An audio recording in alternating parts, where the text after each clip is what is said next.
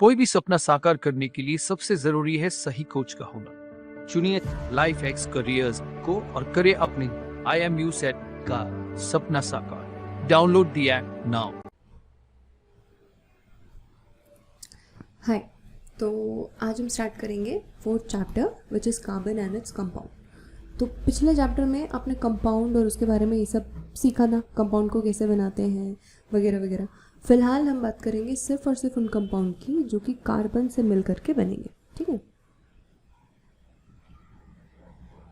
तो देखो, कार्बन के अंदर जो बॉन्डिंग होती है वो कौन सी होती है? कोवेलेंट बॉन्ड होते हैं। कोवेलेंट कौन से बॉन्ड होते हैं? ऐसे बॉन्ड जो कि शेयरिंग ऑफ इलेक्ट्रॉन से बनेंगे, उन्हें हम कहते हैं कोवेलेंट बॉन्ड, राइट। जब हम कंप्लीट ट्रांसफर कर देते हैं इलेक्ट्रॉन का, कंप्लीटली ट्रांसफर ऑफ इलेक्ट्रॉन से जो बॉन्ड बनते हैं उन्हें हम कहते हैं ionic bond. Sharing of electron से बने तो उसको हम बोलते हैं कोवेलेंट बॉन्ड। ये जो कोवेलेंट बॉन्ड है और आयनिक बॉन्ड है, इनमें क्या है कि इनके मेल्टिंग पॉइंट, बॉइलिंग पॉइंट में डिफरेंस होता है। आयनिक बॉन्ड स्ट्रॉन्गर होते हैं,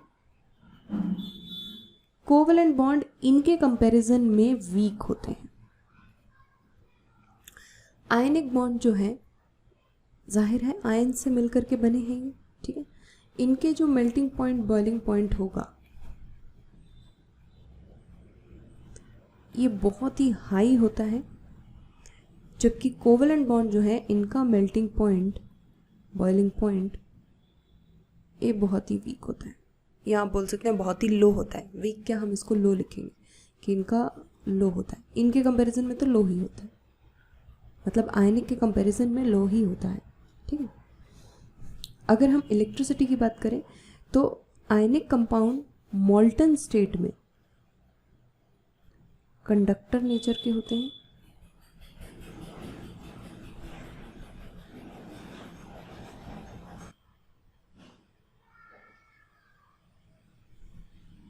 तो देखो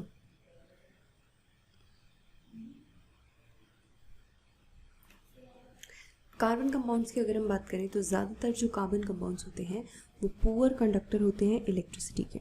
जैसे कि चैप्टर 2 में हमने ऐसी कुछ चीज़ें देखी हुई थी।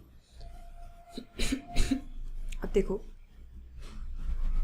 ये जो गिवन डेटा है हमारे टेबल में, इससे हम इसको कंपेयर भी कर सकते हैं। मेल्टिंग बॉइलिंग पॉइंट के बारे में दिया हुआ है, राइट। तो इसमें मीथेन जो है ये कोवेलेंट कंपाउंड है।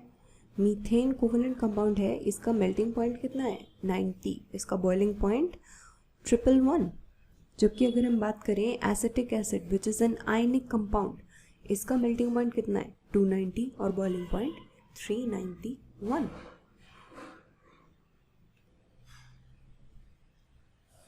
अब देखो,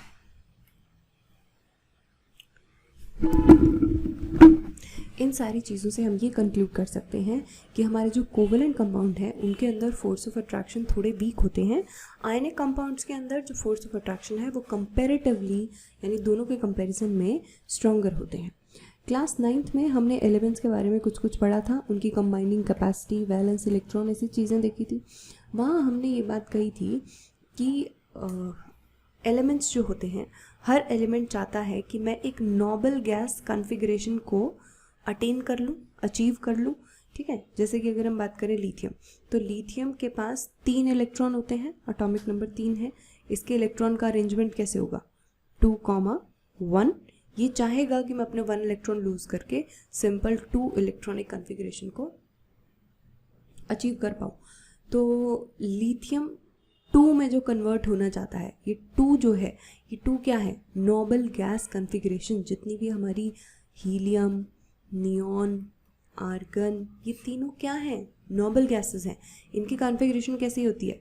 हीलियम की 2, नियॉन की 2,8, आर्गन 2,8,8 ऐसे होती है। और हर एटम, हर एलिमेंट अपने आप को इस कॉन्फ़िगरेशन में रखना चाहता है, क्योंकि ये सबसे स्टेबल कॉन्फ़िगरेशन है, ठीक है।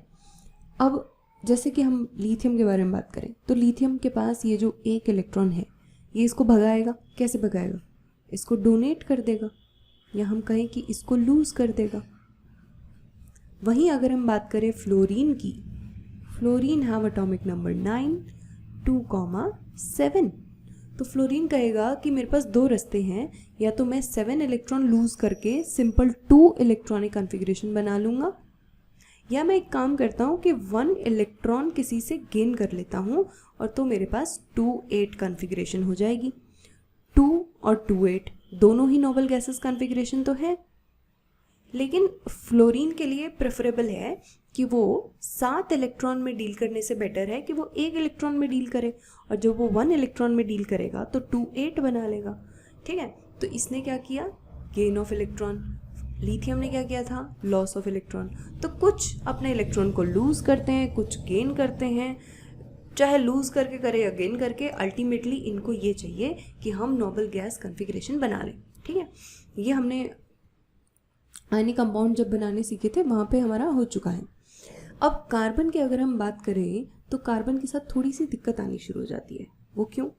कार्बन अगर चाहे तो देखो, carbon atomic number is 6, configuration is 2, 4, यानी या तो ये 2-8 में कन्वर्ट होगा या सिंपल 2 में कन्वर्ट होगा। अगर 2 में कन्वर्ट होगा तो ये 4 इलेक्ट्रॉन को लूज़ करेगा, और अगर 8 में कन्वर्ट होगा तो ये 4 इलेक्ट्रॉन किसी और से गेन करेगा। ये दो ही रास्ते हैं इसके पास, या तो ये 4 इलेक्ट्रॉन को गेन करे और C4- एनायन बना ले, गेन किया तो एनायन बनेगा, या फिर ये लूज़ करे 4 इलेक्ट्रॉन को और कैटायन बना ले।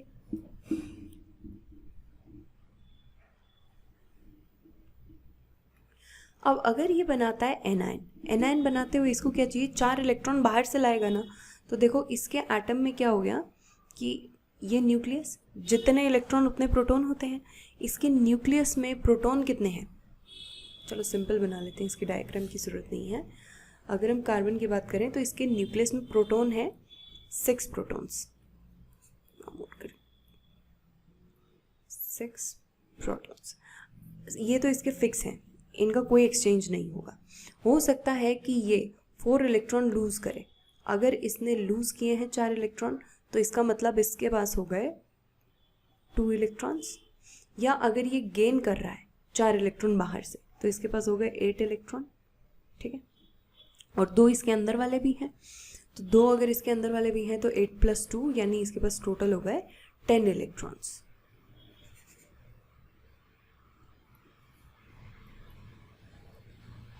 तो 10 इलेक्ट्रॉन यानी एनायन बनाते हुए दिक्कत ये है कि 6 प्रोटॉन्स को मुश्किल होती है 10 इलेक्ट्रॉन को पकड़ के रखने में।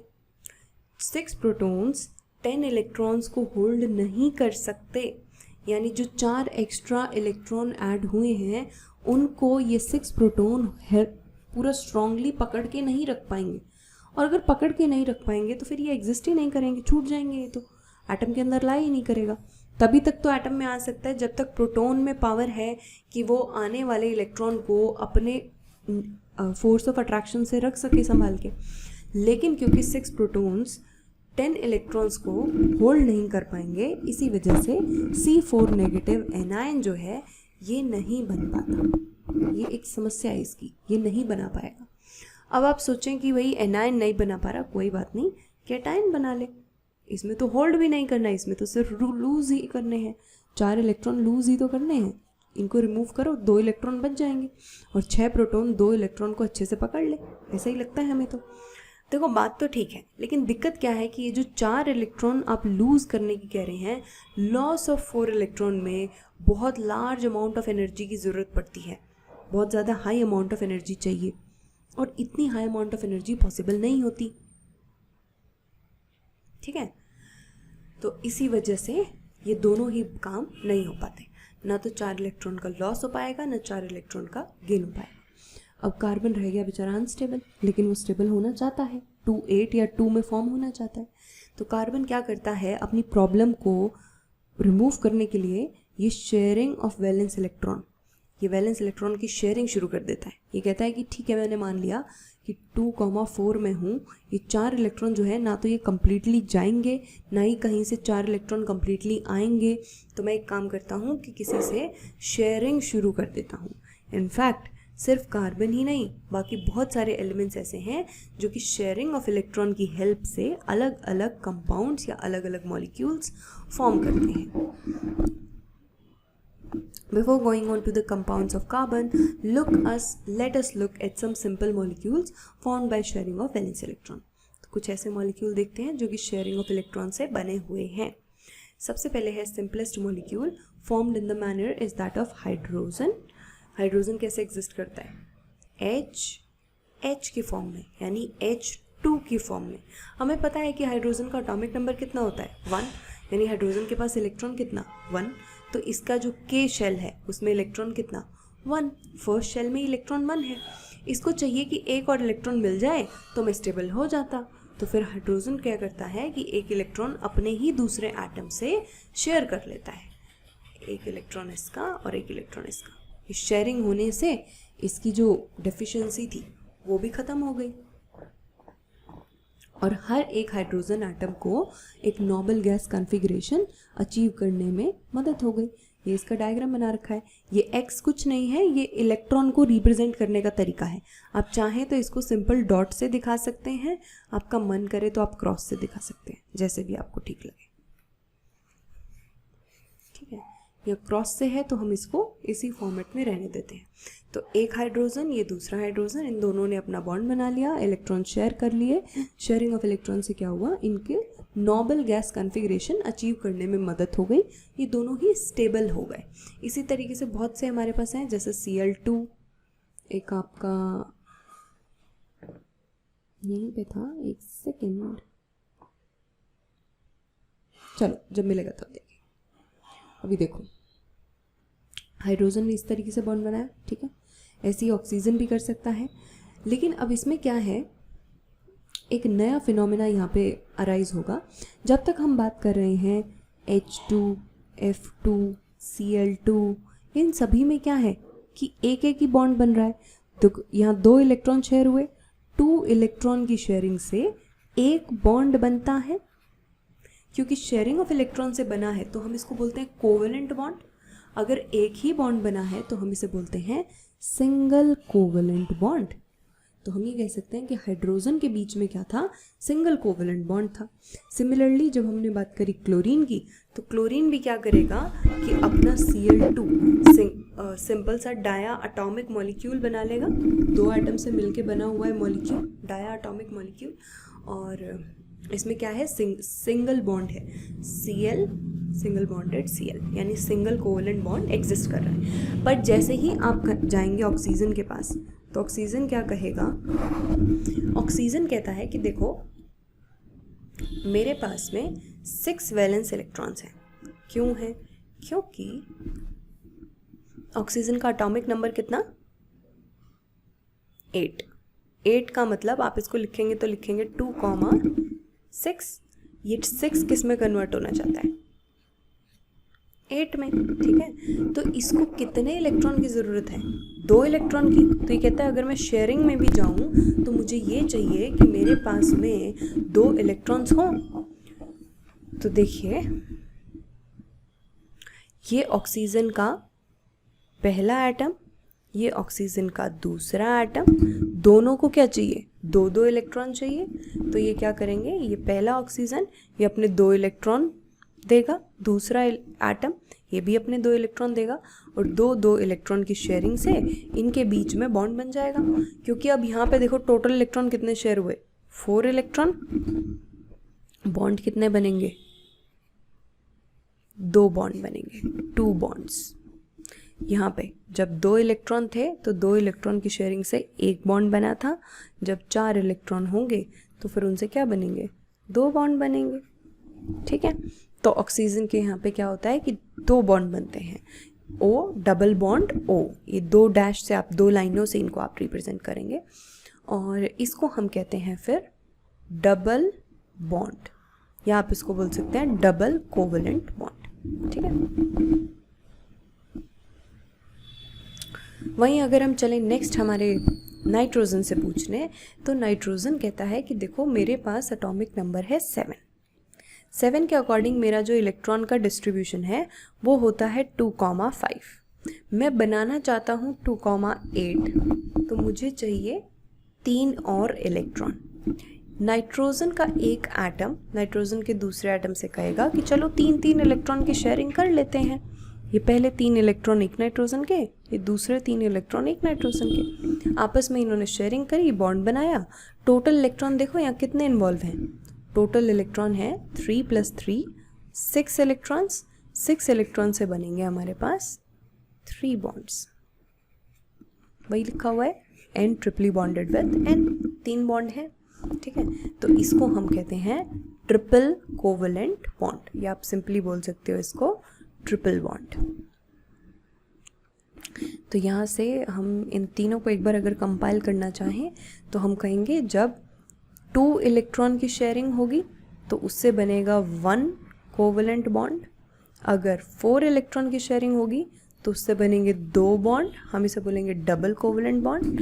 अगर 6 इलेक्ट्रॉन की शेयरिंग होगी तो फिर यहाँ बनेंगे 3 कोवेलेंट बॉन्ड, ठीक है। शेयरिंग है इसलिए कोवेलेंट, क्योंकि 2 इलेक्ट्रॉन है तो 1 बॉन्ड, 4 इलेक्ट्रॉन है तो 2 बॉन्ड, 6 इलेक्ट्रॉन है तो 3 बॉन्ड। फर्स्ट एक बॉन्ड किस में बनता है, H2 में, F2 में, Cl2 में, वगैरह वगैरह। 2 बॉन्ड किस में बनते हैं, O2 में। 3 बॉन्ड का एग्जाम्पल N2, ठीक है।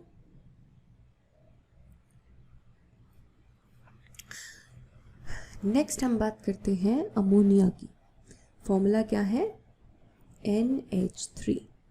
अमोनिया का स्ट्रक्चर अगर हम ड्रॉ करें तो हमें मिलेगा कि इसकी भी एक नोबल गैस कॉन्फ़िगरेशन है, लेकिन इसने बॉन्ड कितने बनाए हुए हैं, क्या इसमें 1 बॉन्ड है या 2 बॉन्ड है या 3 बॉन्ड है, कितने बॉन्ड है इसके अंदर, आओ देखते हैं कितने बॉन्ड है।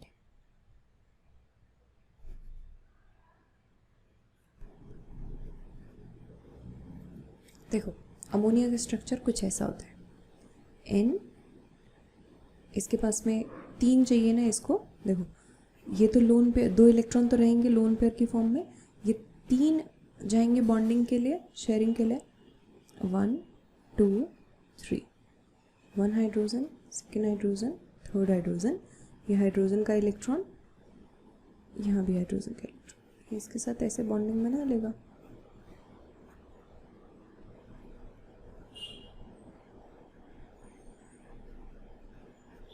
ऐसे तो इसका स्ट्रक्चर हो जाएगा NHHH इस तरीके से। अब इसने कितने बॉन्ड बनाए, 3 बॉन्ड बनाए। तीनों बॉन्ड कैसे है, सिंगल है, तो 3 बॉन्ड बनाता है, लेकिन बॉन्ड कैसे हैं, सिंगल कोवेलेंट बॉन्ड है। नेक्स्ट हमारे पास है मीथेन, CH4।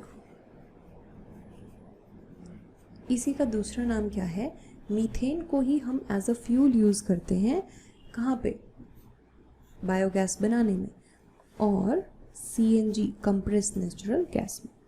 CNG का तो आपको पता ही है कि आजकल कितना ज़्यादा यूज़ हो रहा है, ठीक है। कार्बन अपने आप में टेट्रावेलेंट है, कैसे पता हमें, क्योंकि कार्बन का एटॉमिक नंबर है 6, आप इसे लिखेंगे तो 2,4 इसका इलेक्ट्रॉनिक अरेंजमेंट, तो बाहर कितना है 4। ये चाहता क्या है बनाना 2,8, कितने इलेक्ट्रॉन चाहिए 4, क्योंकि 4 चाहिए तो हम कहेंगे टेट्रावेलेंट। तो आपसे पूछे कि कार्बन कैसा है, कार्बन अपने आप में एक टेट्रावेलेंट एटम है। टेट्रावेलेंट की वजह से हम कह सकते हैं कि इसको भाई 4 इलेक्ट्रॉन चाहिए अपनी नोबल गैस अचीव करने के लिए, ठीक है।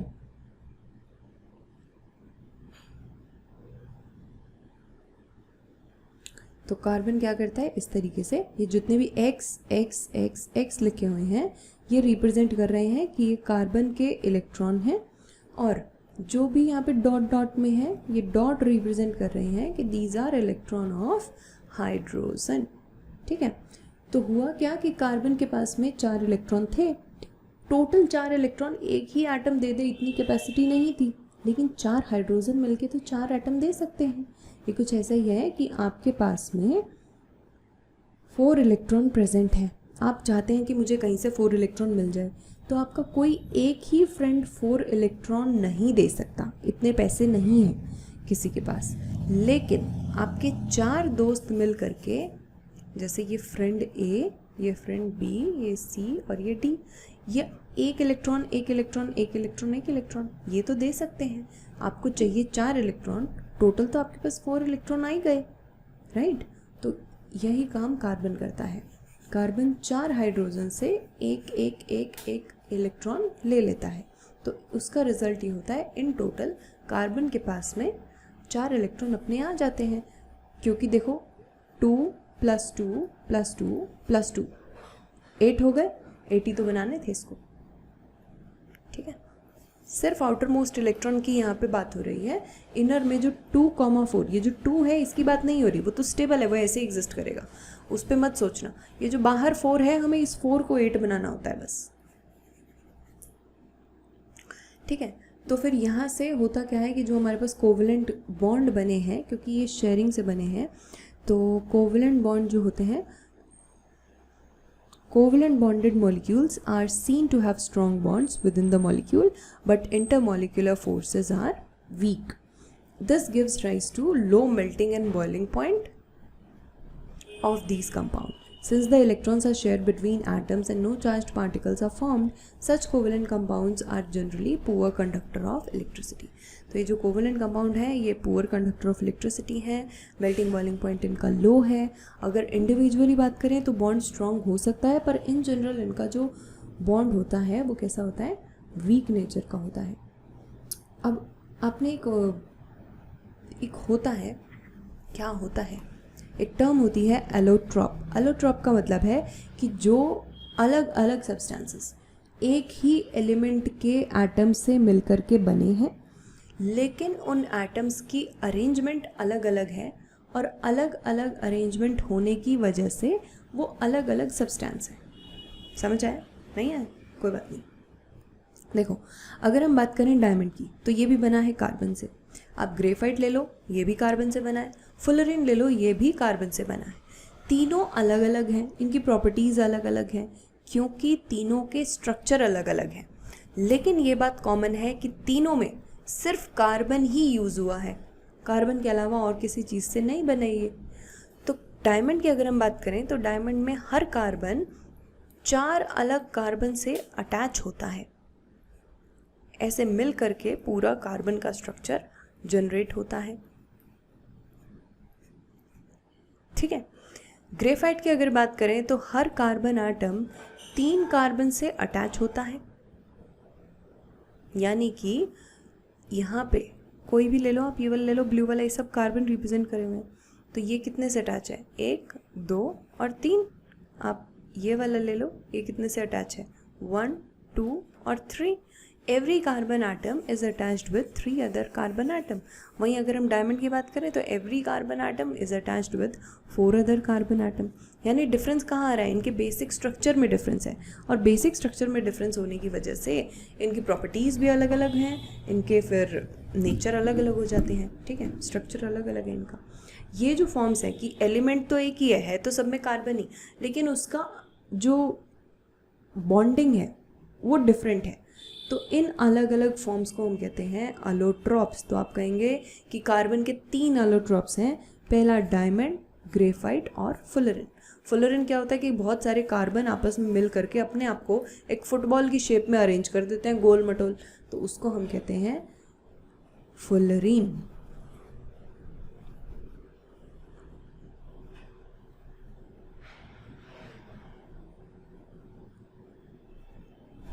Next is versatile nature of carbon. Carbon का नेचर क्या है कि कार्बन के जो भी इसका बिहेवियर है उसकी वजह से हमारे पास कार्बन के इतने सारे एलिमेंट्स हैं, मतलब ऑलमोस्ट तो नहीं है, मतलब बहुत सारे मॉलिक्यूल्स हमारे पास इसके हैं कार्बन के। कभी ये अपने आप से बॉन्डिंग बना रहा है, कभी दूसरों से बॉन्डिंग बना रहा है। हमारे पास इतने सारे कंपाउंड हैं कार्बन के कि हद नहीं है। ये सारी प्रॉपर्टीज़ या ये सारी चीज़ें या फिर ऐसा बिहेवियर हमें किसी भी दूसरे एलिमेंट का देखने को नहीं मिलता जैसा इसका मिल रहा है। तो ऐसा क्यों हो रहा है कि कार्बन ही इतने सारे कंपाउंड क्यों बना रहा है? अगर हम कोई भी 10 लेट्स से 100 कंपाउंड ले लेते हैं तो उसमें से हमें 90 कंपाउंड में ऐसे मिलेगा कि कार्बन होगा उनमें प्रेजेंट। तो ऐसा क्यों है कि इतने सारे कंपाउंड कार्बन के हैं? इसके दो मेन रीज़न है। सबसे पहले यूनिक प्रॉपर्टी या फिर एबिलिटी ऑफ कार्बन, जिसे हम कहते हैं कैटिनेशन। कैटिनेशन क्या होता है कि अपने ही एटम के साथ में बॉन्ड बना करके लंबी लंबी चेन्स बना लेना, उसे कहते हैं कैटिनेशन। मतलब कार्बन कनेक्टेड विद कार्बन, ये और कनेक्ट हो जाएगा और कनेक्ट हो जाएगा और कनेक्ट हो जाएगा और कनेक्ट होएगा और कनेक्ट होगा और बहुत बड़ी बड़ी लंबी लंबी चेन्स बना लेगा, ब्रांचेस बना दो वो बना लेगा। ठीक है, तो ये जो सेल्फ लिंकिंग प्रॉपर्टी है, अपने ही एटम के साथ में लॉन्ग चेन बनाने की जो प्रॉपर्टी है, उसे हम कहते हैं कैटिनेशन। अब आप सोच रहे होंगे कि ये प्रॉपर्टी तो कोई दूसरा एलिमेंट नहीं दिखा सकता, क्या दूसरे भी दिखा सकते हैं? अगर आप चाहो तो आप ऑक्सीजन के बना दो ऐसे बॉन्ड। तो दिक्कत क्या है कि बॉन्ड तो बन जाएंगे, लेकिन इतनी लंबी चेन, वैसे पेपर पे तो हमने बना दी, पर इन जनरल एक्चुअल में इतनी लंबी लंबी चेन्स एग्जिस्ट नहीं कर पाती, जबकि कार्बन की लंबी लंबी चेन्स एग्जिस्ट करती हैं। ठीक है, तो this property is called catenation. These compound may have long chains of carbon, branch chains of carbon और even carbon atom arranged in rings। तो ये किसी भी फॉर्म में हो सकता है, या तो ऐसे लंबी लंबी चेन्स हो सकती हैं, या हो सकता है कि इसकी कुछ और ब्रांचेस हों। ब्रांचेस मतलब ऐसे फैला हुआ है पेड़ की तरह, जैसे पेड़ की ब्रांचेस होती हैं। इसकी फिर से ब्रांच फूट गई, इसकी फर्दर ब्रांचेस फूट गई, इसकी फर्दर ब्रांचेस निकल गई, तो ये कुछ ऐसे है। ठीक है, तो बहुत हैवी सा मॉलिक्यूल बन गया ना, ये ब्रांच्ड हो गया पूरा। या हो सकता है इसने अपनी रिंग बना ली हो, जैसे फुल रिंग में हमने देखी थी, पूरी फुटबॉल जैसी गोल मटोल रिंग बन गई थी। ठीक है, उसके साथ साथ कार्बन जो है ये single bond, double bond, triple bond, तीनों ही टाइप के बॉन्ड बनाता है। C single bond C exist करता है, C double bond C exist करता है, सी ट्रिपल बॉन्ड सी भी एग्जिस्ट करता है भर भर के। ठीक है,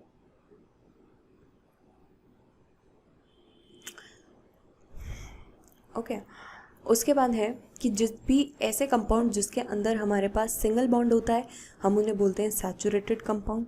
कार्बन के वो कंपाउंड जिनके अंदर कार्बन का डबल या ट्रिपल बॉन्ड देखने को मिलता है, तो उन्हें हम कहते हैं unsaturated compound. Saturated unsaturated further इसी चैप्टर में हम पढ़ेंगे, थोड़ा सब्र रखें।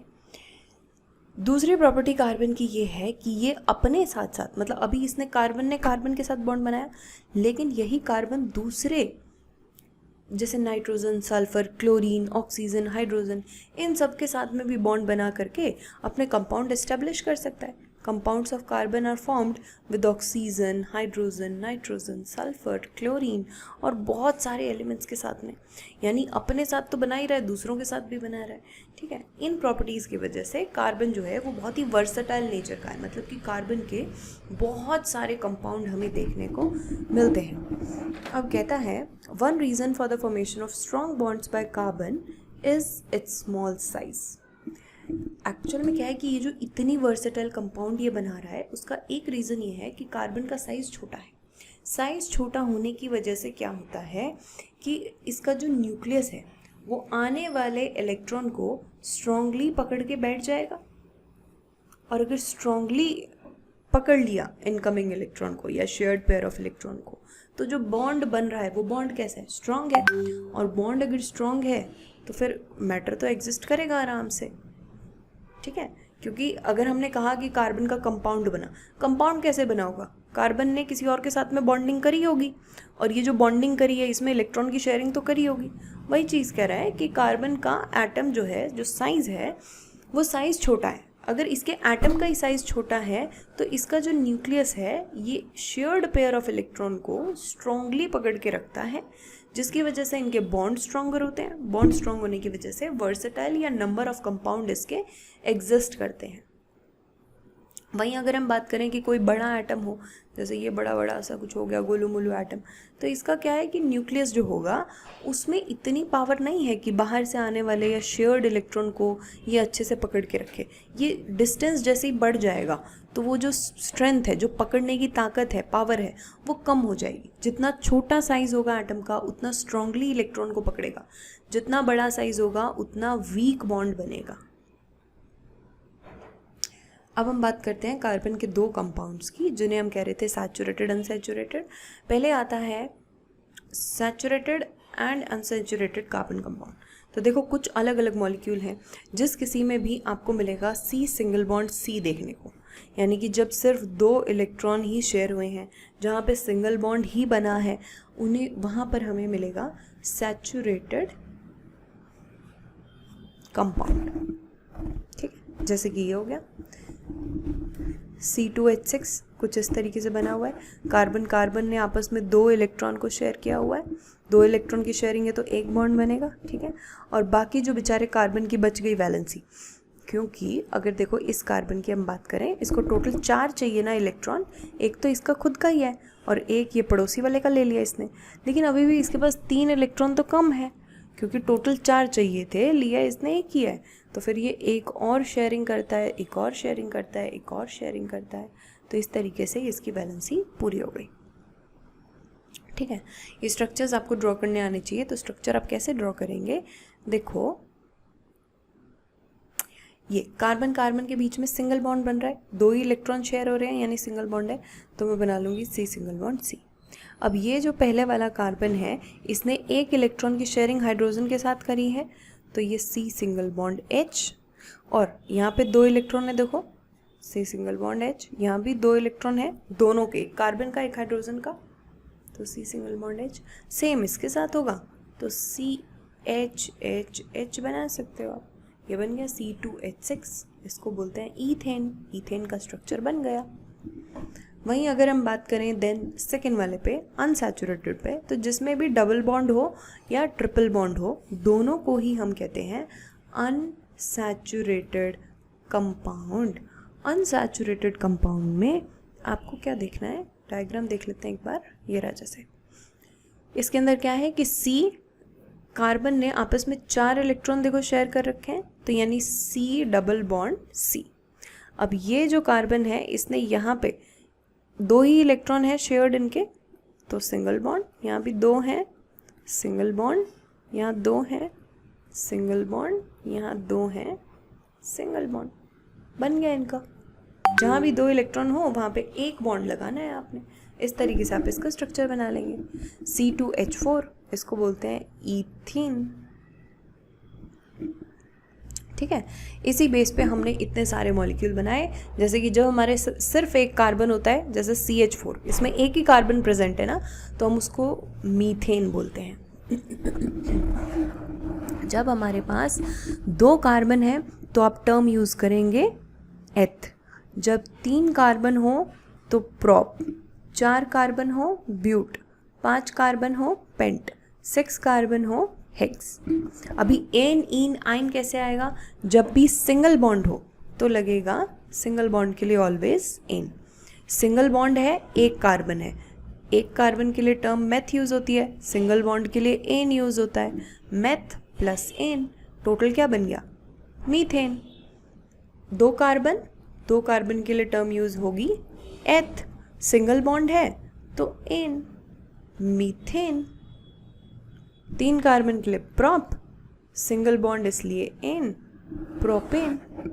देखो सभी कार्बन कार्बन के बीच में। अच्छा, अब ये ऐसे मत कहना कि मैम कार्बन हाइड्रोजन के साथ में, आपको सिर्फ कार्बन कार्बन का बॉन्ड देखना है। अगर कार्बन सिंगल बॉन्ड है कार्बन से तो हम यूज़ करते हैं एन। ठीक है, कार्बन डबल बॉन्ड है कार्बन से तो हम यूज़ करेंगे ईन। कार्बन ट्रिपल बॉन्ड है कार्बन तो आयन। ऐसे नहीं कि कार्बन और हाइड्रोजन में कितना है, आपको सिर्फ C के बीच में देखना है कि सिंगल बॉन्ड है, डबल बॉन्ड है या ट्रिपल बॉन्ड है। उसी के बेस पे आप एन इन आइन लगा सकते हैं। जितने कार्बन होंगे, 1 कार्बन है, 2 कार्बन है, 3 कार्बन है पूरे मॉलिक्यूल में, उसके बेस पे आप मेथ, एथ, प्रॉप, ब्यूट, पेंट ये सब यूज़ कर सकते हैं। अभी एक बार अल्केन वाला देख लेते हैं, इनको हम बोलते हैं अल्केन्स। तो सिंपल अल्केन एक बार डिस्कस कर लेते हैं, फिर ईन और आइन वाले पे भी जाएंगे। जैसे इस स्ट्रक्चर में देखो आपको कितने कार्बन दिख रहे हैं, आंसर मत देखो अभी, सिर्फ इसका ही देखो कितने कार्बन दिख रहे हैं आपको, 1 2 3, 3 कार्बन। टर्म क्या आएगी, प्रॉप, सब में सिंगल बॉन्ड है एन, प्रोपेन। ठीक है, अब इसमें देखो यहाँ पे कितने कार्बन है, 1 2 3 4 5 6 कार्बन के लिए टर्म होती है हेक्स, सभी कार्बन में सिंगल बॉन्ड है, एन, हेक्सेन। ये आपको थोड़ा याद करना पड़ेगा। 1 के लिए मेथ, 2 के लिए इथ, 3 के लिए प्रॉप, 4 के लिए ब्यूट, 5 के लिए पेंट, 6 के लिए हेक्स। ये एक बार लर्न करना होता है, ठीक है। जनरल फॉर्मूला अल्केन का जो है दैट इज CnH2n+1। अब देखो, अगर मुझसे कहा गया कि आपको 2 कार्बन से बनाना है तो n की वैल्यू 2 हो गई।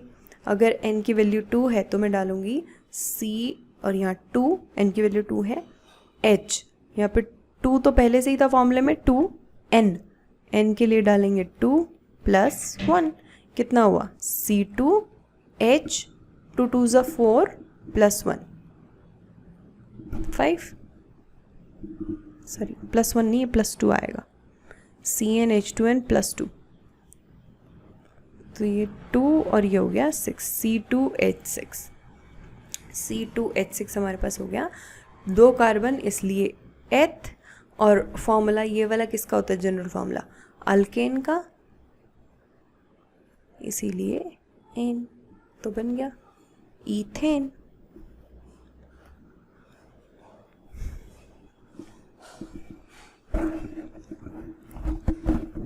अब एक ही फॉर्मूला से आपको 2 या 2 से ज़्यादा स्ट्रक्चर्स देखने को मिल सकते हैं। जैसे अगर हम बात करें C4 की, C4 वाला 4 कार्बन यानी ब्यूटेन हो गया। ब्यूटेन में हो सकता है कि ऐसे सीधी सीधी चेन हो, या हो सकता है ऐसे अलाइन हो। इसमें भी देखो 1 2 3 4 कार्बन तो 4 ही हैं, ठीक है। तो इनमें हम क्या करेंगे, तो हम कहते हैं कि 2 या 2 से ज़्यादा तरीके के आइसोमर्स बन सकते हैं, ठीक है। जो ऐसे होते हैं जैसे ये और ये हुआ, कार्बन कार्बन बन गए, अब हाइड्रोजन लगा दो हर जगह पे बैलेंस ही पूरी करने के लिए, तो हम इस तरीके से हाइड्रोजन चिपका सकते हैं इन पे, ठीक है। हाइड्रोजन कैसे अटैच करेंगे, अपनी मर्जी से नहीं करेंगे, किसी को 2 किसी को 3। ये वाला जो कार्बन है इसके पास एक बॉन्ड तो बन रहा है, एक बॉन्ड बन रहा है यानी एक इलेक्ट्रॉन इसको यहाँ से मिला होगा तभी तो बना। टोटल इसको चाहिए थे 4 इलेक्ट्रॉन, तो 4 इलेक्ट्रॉन में से एक तो इसका हो गया, तो यानी अब इसको चाहिए 3, तो 1 2 3, 3 हाइड्रोजन लगा दें। सेम इसमें देखो, कार्बन एक बॉन्ड यहाँ बनाया हुआ है यानी एक इलेक्ट्रॉन यहाँ दूसरे से लिया हुआ है इसने, ठीक है। टोटल इसको कितने चाहिए होते हैं, 4, उनमें से एक तो इसका बन गया, बचे 3, 1 2 3 और हाइड्रोजन। वहीं अगर हम बीच वाले कार्बन की बात करें तो इसमें देखो, इसने एक इलेक्ट्रॉन तो यहाँ शेयर किया है, एक यहाँ भी तो शेयर किया है, यानी पड़ोसी वाले कार्बन से भी तो एक इलेक्ट्रॉन ले रखा है और एक इस वाले कार्बन से ले रखा था, तो इसके पास 2 इलेक्ट्रॉन ऑलरेडी बाहर से आ रखे हैं। चाहिए थे टोटल 4, बाहर से आ गए 2, बचे कितने, 2 1 2। सेम इस वाले कार्बन के साथ यहाँ भी H और H, तो ऐसे इसका स्ट्रक्चर बन गया पूरा।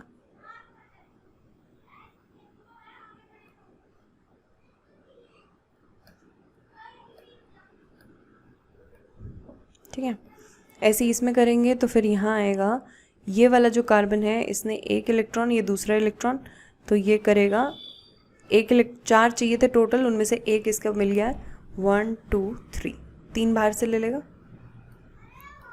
3 हाइड्रोजन चिपका दो।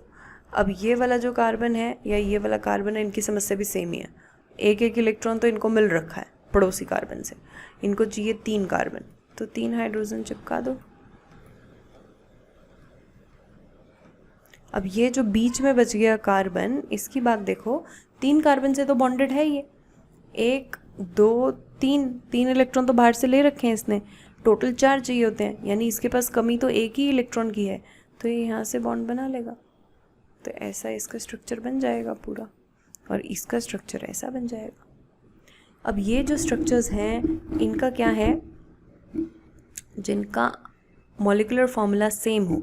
मॉलिक्यूलर फॉर्मूला का मतलब अगर आप इसको शॉर्ट फॉर्म में लिखें तो आप इसको क्या लिखेंगे, C4, क्योंकि कार्बन 4 है और हाइड्रोजन कितने हैं, 1 2 3 4, 1 2 3 4, 4 4 8 9 और 10, C4H10।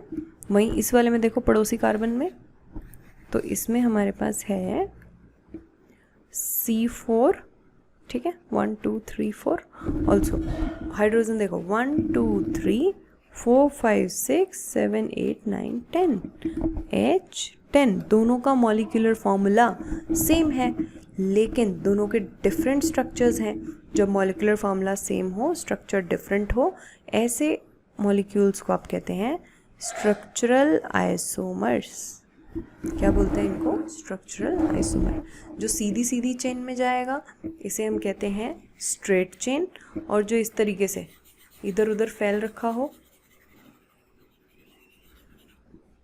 तो इसे हम कहते हैं ब्रांच्ड। इसको बोलेंगे स्ट्रेट चेन, ठीक है, इसे बोलेंगे स्ट्रेट चेन और इसको बोलेंगे पड़ोसी वाले को ब्रांच। जब ये पूरा ऐसा रिंग बना लेगा इसको बोलेंगे रिंग स्ट्रक्चर, ठीक है।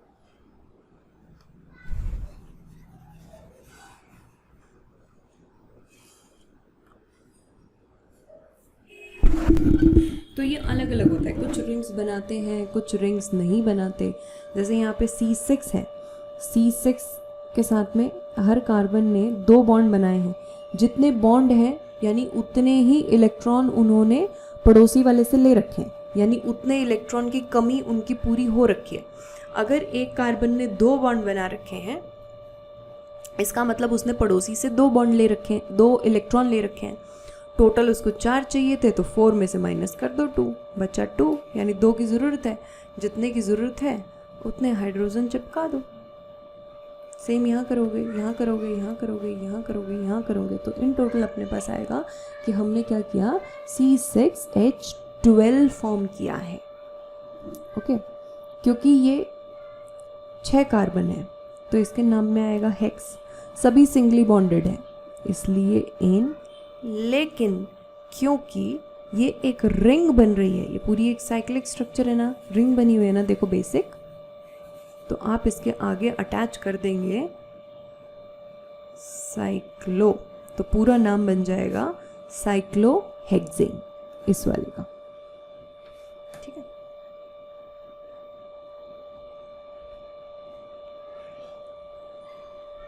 अब देखो, जब भी डबल बॉन्ड होता है तो वहाँ पे क्या आता है, ईन आता है, राइट। और ईन वाले को हम क्या बोलते हैं, अनसैचुरेटेड कंपाउंड बोलते हैं। तो कार्बन में ही आप ऐसे भी कर सकते हैं। ये जो स्ट्रक्चर है आपके सामने, जब 6 कार्बन है और ऑल्टरनेट पोजीशन पे, ऑल्टरनेट का मतलब है एक छोड़ के उससे अगली पोजीशन पे, जैसे इनके बीच में यहाँ डबल बॉन्ड, फिर एक बॉन्ड छोड़ दो, यहाँ डबल बॉन्ड, एक बॉन्ड छोड़ दो, यहाँ डबल बॉन्ड, इसे कहते हैं ऑल्टरनेट पोजीशन। ऑल्टरनेट पोजीशन पर डबल बॉन्ड हो, 6 कार्बन हो, हाइड्रोजन इस तरीके से पूरे कर रखे हों, तो इस स्ट्रक्चर को बोला जाता है बेंजीन। और बेंजीन का मॉलिक्यूलर फॉर्मूला है C6H6। बेंजीन अपने आप में एक तरीके का अल्कीन है। जिस किसी में भी आपको एक या एक से ज़्यादा डबल बॉन्ड दिखाई दें तो डबल बॉन्ड वालों को बोलते हैं अल्कीन, और कहीं अगर ट्रिपल बॉन्ड दिखाई दें तो उसको बोलते हैं अल्काइन।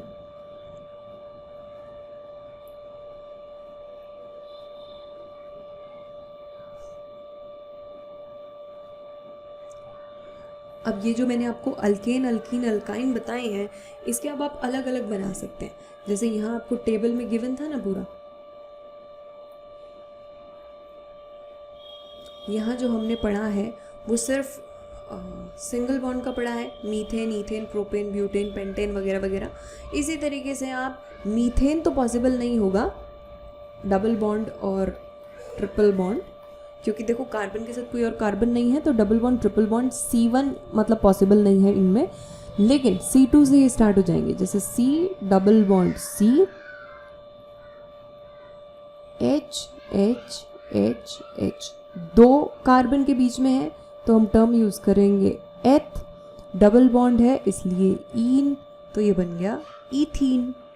अगर 3 कार्बन में होता, जैसे देखो यहाँ C डबल बॉन्ड C और सिंगल बॉन्ड C, यहाँ पे 2 हाइड्रोजन, यहाँ 1 और यहाँ 3। अब ये मत कहना कि मैम इधर पे तो डबल बॉन्ड है लेकिन यहाँ पे सिंगल बॉन्ड है, ये चल जाएगा। हमें कोई भी एक डबल बॉन्ड चाहिए पूरे मॉलिक्यूल में। अगर एक भी C double bond C exist कर रहा है तो आप उसके लिए ईन यूज़ करेंगे। क्योंकि यहाँ टोटल हमारे पास 3 कार्बन है तो हम यह टर्म यूज़ करेंगे प्रॉप। ट्रिप यहाँ डबल बॉन्ड है इसलिए यहाँ आएगा ईन, पूरा नाम बन गया प्रोपीन। सिमिलरली आप इसमें बना सकते हैं ईथाइन। जैसे देखो C 2 कार्बन है तो टर्म आएगी एथ, इनके बीच में ट्रिपल बॉन्ड बन रहा है इसलिए आएगा आइन। 2 कार्बन के लिए एथ, ट्रिपल बॉन्ड के लिए आइन, नाम बन गया ईथाइन। सेम 3 कार्बन है, इसमें भी वही देखना है कि एक ट्रिपल बॉन्ड होना चाहिए, बाकी सब सिंगल बॉन्ड चल जाएंगे। ये H और ये CH3, 3 कार्बन इसलिए प्रॉप, एक ट्रिपल बॉन्ड इसलिए आइन, प्रोपाइन। अगर हम बात करें इथीन की या अल्कीन की, सॉरी, तो अल्कीन का जनरल फॉर्मूला होता है CnH2n।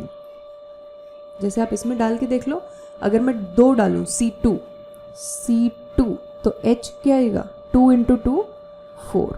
आप इसमें काउंट भी कर सकते हो, कार्बन 2 है, हाइड्रोजन 4 है। N की वैल्यू 3 डाल के देखो, C3 H कितना आएगा 6। प्रोपीन में काउंट करके देख लो, C3H6 है। ऐसी अल्काइन की अगर हम बात करें तो अल्काइन में हमारा जनरल फॉर्मूला लगेगा CnH2n -2। यानी कि अगर हम इसकी बात करें C2 की तो C2H 2n है, यानी 2 2 = 4, 4 - 2 2, C2H2। और आप इसमें देख सकते हो 2 कार्बन 2 हाइड्रोजन है, तो ये किसका फॉर्मूला है अल्काइन का। ऐसे ही इसमें C3 डाल के देखो, C3H 2 × 3 6, 6 - 2 4, C3H4। आप इसमें काउंट कर सकते हो 1 2 3 कार्बन C3, 3 हाइड्रोजन और 1 हाइड्रोजन, 4 हाइड्रोजन, C3H4। इस तरीके से। तो हम इसे एक बार कंपाइल करके लिख लेते हैं, यही लिख लेते हैं। हमने 3 चीज़ें पढ़ी, एक है देखो सैचुरेटेड और एक होता है अनसैचुरेटेड। सैचुरेटेड का मतलब इसमें C single bond C present होगा, every C bond will be C single bond C। Unsaturated मतलब उनमें कोई भी एक, मिनिमम एक और एक से ज़्यादा कितने भी हो सकते हैं, या तो C डबल बॉन्ड C होगा या C ट्रिपल बॉन्ड C होगा। अगर C सिंगल बॉन्ड C है हम उसको बोलते हैं अल्केन, उनके नाम के पीछे एन चलता है। डबल बॉन्ड में चलता है अल्कीन, ईन चलेगा, और इसके लिए आएगा अल्काइन, आइन चलेगा। इसे वाइन नहीं बोलेंगे, आइन बोलेंगे। इसका जनरल फॉर्मूला CnH2n +2, इसका जनरल फॉर्मूला CnH2n, यहाँ पे CnH2n -2। All right.